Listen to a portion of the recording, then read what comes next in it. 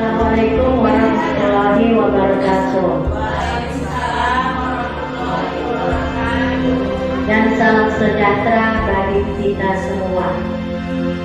Selawat beriring salam marilah kita hadiahkan ke junjung kepada junjungan kita Nabi besar Muhammad Shallallahu Alaihi Wasallam dengan terlafaznya Allahumma sholli ala Sayyidina Muhammad wa ala alihi Sayyidina Muhammad. Dengan memperbanyak selawat, mudah-mudahan kita mendapat syafaat yaumil akhir. Amin amin ya rabbal alamin. Bapak dan Ibu yang saya hormati, pada pagi hari ini kita memberikan sosialisasi budaya positif. Jadi Bapak dan Ibu, marilah kita dengarkan apa yang akan disampaikan oleh Ibu Sarifah Hanum tentang guru penggerak yang ada di SDN 07 Rantau Selatan. Saya sudahi, wabillahi taufiq wal hidayah. Assalamualaikum warahmatullahi wabarakatuh.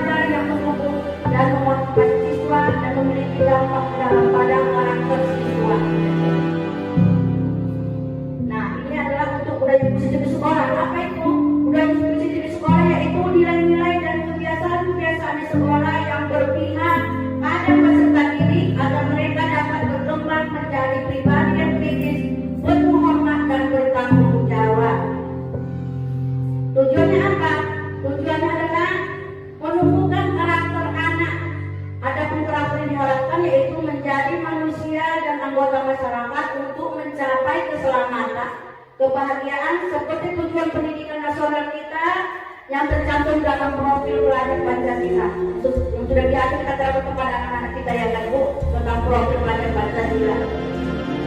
Nah, ini adalah pendidikan inti budaya positif. Nah, inti budaya positifnya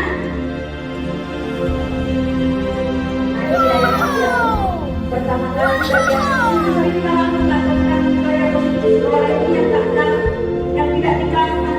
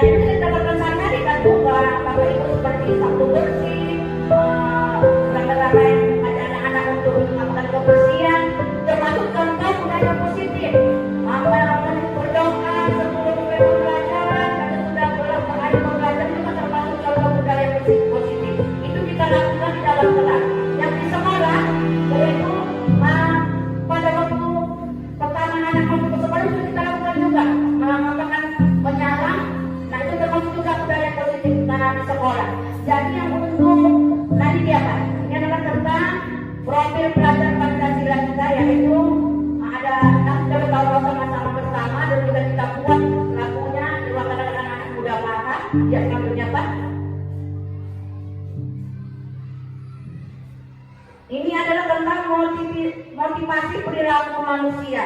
Dari beberapa tadi yang disampaikan, ini dia ada 3 untuk menghindari ketidaknyamanan atau hukuman. Yang apa maksudnya? Apa yang akan terjadi apabila saya tidak akan melakukannya? Nah, ini apabila anak-anak melakukan suatu kesalahan. Nah, untuk mengatakannya, untuk mendapatkan imbalan atau penghargaan dari orang lain, apa yang saya akan dapatkan apabila saya melakukannya, dan untuk menjadi orang yang mereka inginkan dan menghargai diri sendiri dengan nilai-nilai yang mereka percaya, saya akan menjadi seperti apa bila saya melakukannya. Ini yang harus kita terapkan kepada anak-anak. Seandainya sesuatu yang melakukan kesalahan, ini kita pertanyakan pada mereka, apa yang akan terjadi apabila saya akan melakukannya, dan apa yang akan saya dapatkan apabila saya melakukannya, dan saya akan menjadi apa setelah saya melakukan perbuatan tersebut. Jadi kita tidak bisa mengatakan anak-anak itu, kau bersalah, tidak bisa seperti itu. Rupanya kita harus dan tidak boleh kita melakukan kesalahan itu di depan teman-temannya. Kita panggil face to face, berhadapan secara pribadi kita dengan pribadi dia. Jangan di hadapan anak-anak kita, maksudnya memarahin, supaya tidak boleh. Selama ini kita lembut, kalau anak-anak itu ribut, hei, oh ribut, supaya tidak boleh. Jadi kita diamkan aja sebentar. Setelah nanti selesai proses pembelajaran, kita panggil anak tersebut. Kita tanyakan apa tadi yang kau lakukan itu apa benar nak? Kita panggil dia. Jadi itu perjumpaan face to face. Dari kita masing-masing kita dengan dia pribadi. Jadi kita tahu jangan pasti akan menyampaikan seperti ini Pak Bu. Tadi dia begini, makanya saya ribut. Dan itu juga sudah saya praktekkan dalam kelas. Saya memang alhamdulillah ada kemajuan menjadi anak-anak merasa bertanggung jawab. Jadi setiap permasalahan itu mereka tidak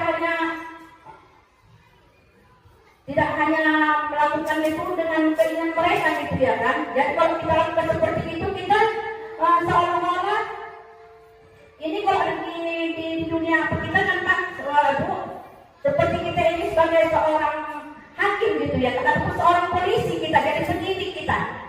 Ya, sebagai penyidik, tapi dalam arti ini adalah kita di sekolah, jadi kita memang perlu juga mempelajari tentang psikologis pendidikan itu, kita pahami karakter anak murid kita masing-masing. Oh ini seperti ini gitu ya kan, anaknya seperti ini. Jadi memang kita sadari selama ini kita itu selalu bagaimana dibilangnya, kalau anak itu bersalah kita memang menandai ini anak ini kan sering bersalah, dia sering melakukan kesalahan, harusnya tidak seperti itu. Bagaimana kita membuat dia merasa bertanggung jawab atas kesalahan dia. Ya, dengan seperti itu, jangan kita memarahi anak tersebut di muka teman-temannya. Itu membikinkan pribadinya jadi otomatis ke depan tidak akan dia bisa melaksanakan apa yang kita perintahkan. Insya Allah kalau kita panggil secara pribadi atau face to face, insya Allah itu akan ada perubahan bagi kita. Buat dia merasa kita pertanyakan, tadi yang kau lakukan itu apa benar? Coba, benar tidak itu yang perbuatan? Dan apa alasanmu kau melakukan tersebut? Ini dia di segitiga restitusi. Itu yang akhir kita sebagai manajernya, kita sebagai motivatornya untuk memanggil anak tersebut dan menanyakan bagaimana dia melakukan kesalahan tersebut dan apa ke depannya, apa bisa dia memperbaiki kesalahan tersebut. Ayo Pak, udah terakhir Pak. Nah ini keyakinan soal ini Pak, ini dia Bu. Ini dia kemarin saya melakukan kesepakatan kelas dan menjadi keyakinan kelas atau keyakinan. Nah ini kita bisa juga buat untuk sekolah. Ada beberapa apa kita kan selama ini tentang budaya positif, bisa kita tambahin apa yang baik kita masukkan nanti kita rapatkan kembali ya kan, boleh ditambahin. Misalnya Bu, kita tambahin ke keyakinan sekolah kita seperti ini untuk budaya positif, boleh. Selama ini kita ada menyalam ya kan Pak, kebersihan, sholat duha setiap hari Jumat, tidak boleh terlambat ke sekolah. Itu kan juga peraturan budaya positif juga namanya. Buang sampah pada tempatnya juga termasuk budaya positif. Tapi boleh juga kita tambahin, nggak apa-apa. Namanya untuk kemajuan sekolah kita. Jadi itu bisa kita sepakati Pak, boleh kita mengusulkan bisa kita lancarkan kembali untuk budaya positif di sekolah. Kita lakukan kembali untuk penambahan bagaimana untuk kedepannya kebiasaan kebudayaan positif di sekolah itu bisa berjalan. Jadi anak-anak bisa mengikuti, tapi yang pertama dari kita pribadi dulu yang kita perbaiki ya Pak Bu. Kita sebagai guru jangan kita memaksakan anak seperti itu, tapi kita tidak seperti itu. Jadi yang pertama kita dulu refleksikan dulu diri kita. Dalam arti kita pahami dulu, bisa nggak kita sebagai guru mengikuti peraturan tersebut. Jangan kita hanya maksakan kepada anak. Misalnya contoh ya kan, kita lihat ada sampah, kita suruh nak kalau kutipan sampah, nggak salah kesananya kalau kita ikut untuk kutipan aja sampahnya untuk menjadi contoh bagi anak-anak tersebut. Itu adalah contoh hal kecil. Nah untuk yang keagamaan, kita seperti sholat kan Bu, ibu guru agama sholat 2 setiap hari Jumat, boleh juga sekali-sekali kita bikin anak itu kita lagi ceramah ya gitu ya kan, baca Quran itu juga termasuk contoh budaya positif keagamaan ya kan Bu, itu juga termasuk dia. Ya Pak, selanjutnya ya ini kebutuhan dasar manusia kita sebagai manusia. Kebutuhan dasar manusia merupakan sesuatu yang kita lakukan untuk mendapatkan apa yang kita inginkan. Seluruh tindakan yang kita lakukan memiliki tujuan. Semua usaha terbaik yang kita lakukan agar kebutuhan dasar kita terpenuhi dengan baik. Ayo Pak, restitusi yang terakhir Pak. Coba lihat Pak, video yang terakhir.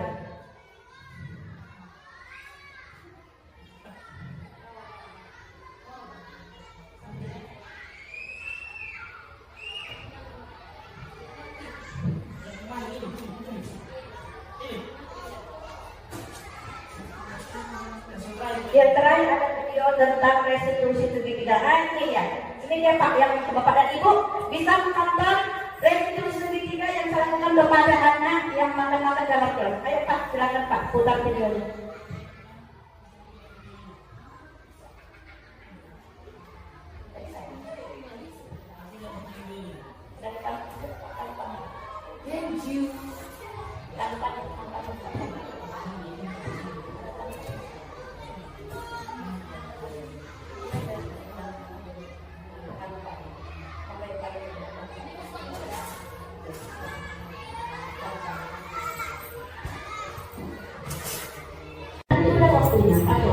Istirahat, tapi sebilang makan dalam kelas itu kan tak boleh kena, ketika kan harus belajar. Kalau belajar itu ya tak boleh makan, ada di waktunya. Tapi kalau minum boleh, kita nggak boleh kena. Jadi sakit itu ada dalam ke ada sebuah dia dengan kelas. Bisa dicoba sekian, betul, berjanji tidak akan makan-makan.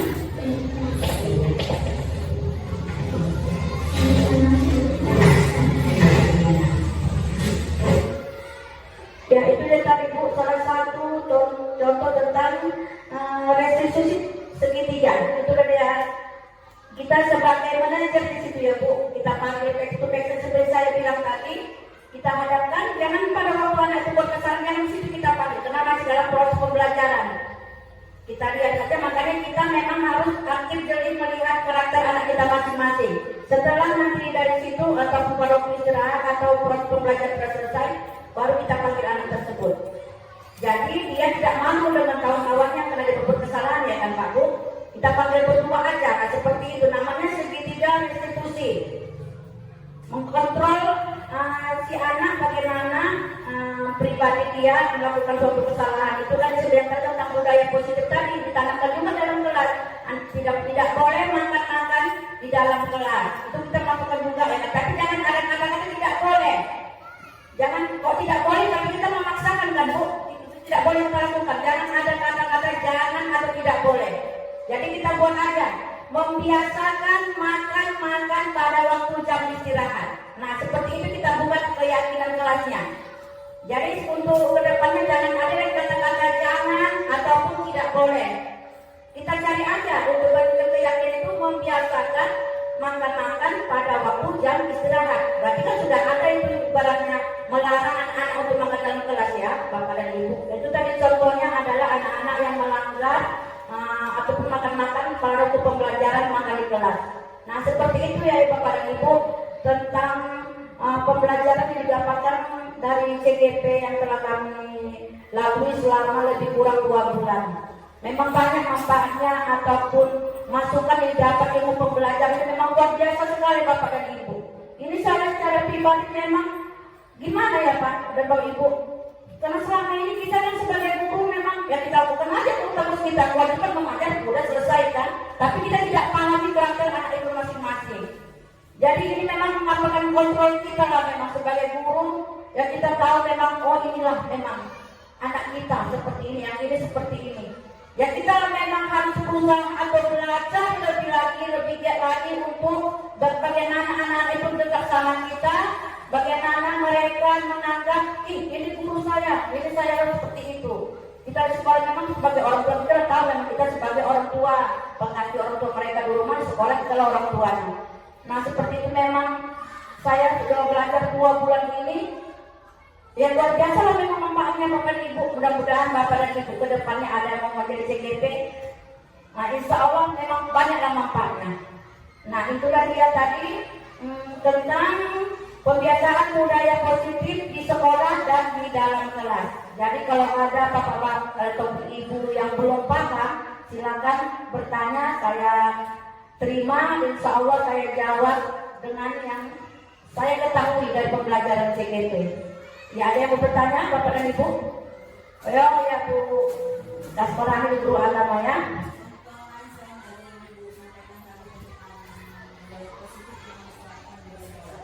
Di sekolah ya Bu? Nah iya. Kita kan di sekolah sudah kita ada contoh budaya positif, kita menyalam setiap hari kan Bu. Setiap hari kita sudah biasakan. Baru sholat duha setiap hari Jumat. Baru setiap hari Seninnya kita upacara dengan peraturan seragam sekolah kepada anak-anak. Kita juga termasuk ya kan Pak dan Bu, pembudayaan budaya positif di sekolah. Juga bisa dikatakan jangan buang sampah pada tempatnya, ambil lihat dan buang kepada tempat, itu termasuk kan Bu. Itu beberapa yang kita ketahui tentang budaya positif di sekolah. Nah untuk kita tambahin lagi budaya positif di sekolah itu bisa saja Bu, seperti ini untuk kita pribadi, kita sendiri kan Bu. Kita akan kepada guru-guru membiasakan datang tepat waktu, itu termasuk. Jangan kita hanya mengatakan kepada anak-anak kan gitu. Itu juga termasuk budaya positif di sekolah. Jadi semuanya terlibat, bukan hanya anak-anak, tetap gurunya juga terlibat. Membiasakan datang tepat waktu, misalnya jam 7:50, sudah ada semuanya berada di tempat termasuk.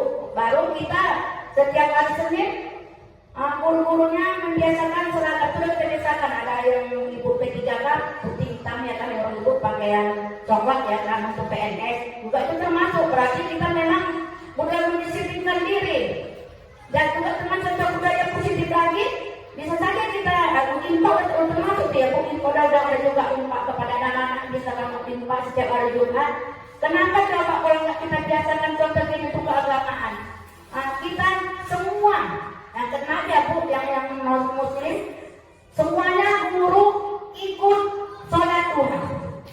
Ini kan selama ini kan guru agama aja kan Bu, sama anak-anak yang gantian kelasnya kan gitu ya kan. Kenapa tidak semuanya, semua guru-guru kita bilang aja sampai Bu kepala sekolah, kita mengambil waktu misalnya setengah jam sebelum proses pembelajaran, ikut kita setiap hari Jumat guru-gurunya yang beragama Islam sholat duha. Jadi semuanya, jadi anak-anak itu melihat contoh, oh bukan balik kan ibu agama aja yang sholat duha, semuanya mereka terbiasa. Bahwasanya memang guru-guru pun terlibat sholatnya. Itu contoh membiasakan budaya positif di sekolah dalam bidang keagamaan. Bisa juga lagi Bu,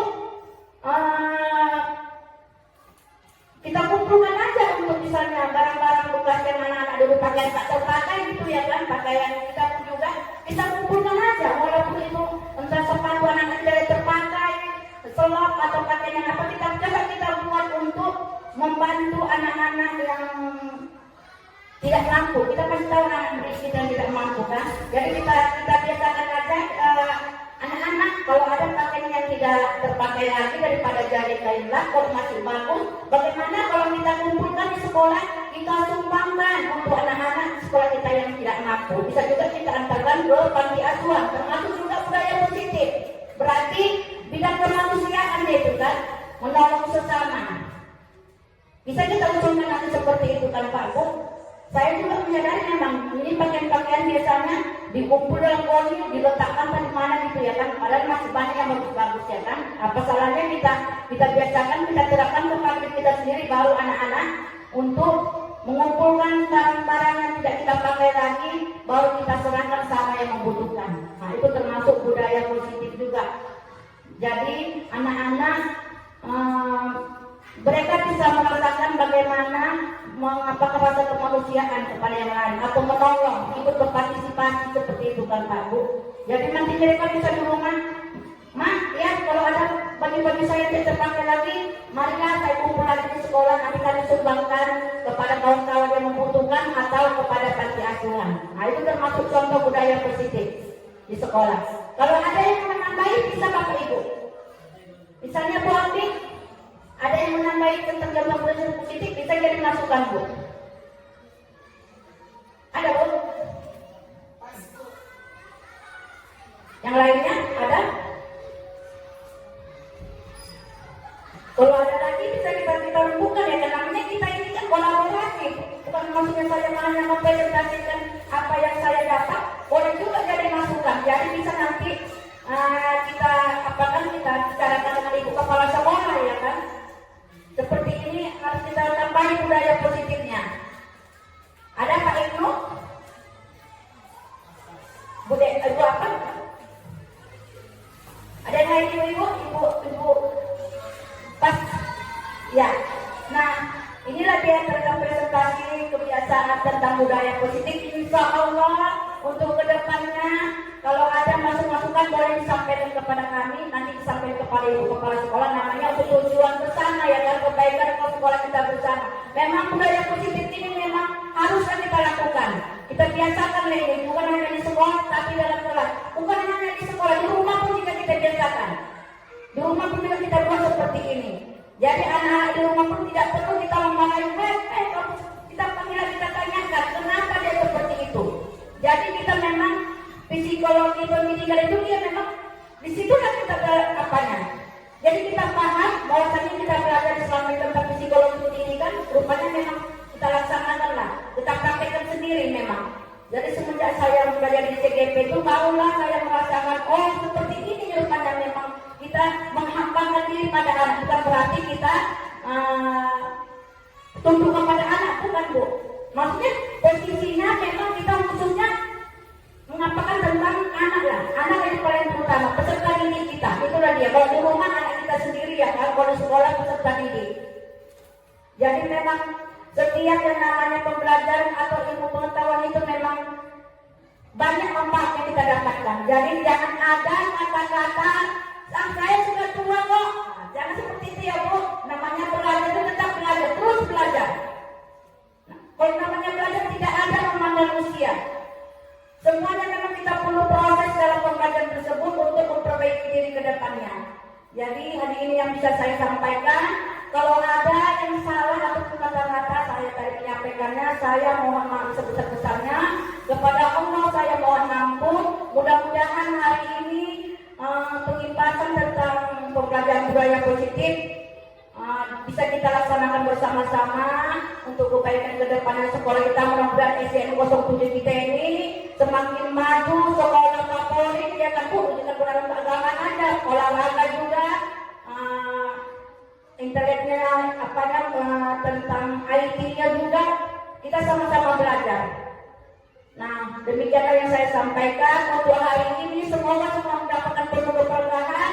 Salam sehat, salam tergerak, bergerak dan menggerakkan. Itu adalah tema dari guru penggerak. Itulah saya ya. Tergerak hati saya, bergerak saya melakukannya dan menggerakkan untuk ke sekolah. Ya, terima kasih untuk semua waktunya. Assalamualaikum warahmatullahi wabarakatuh.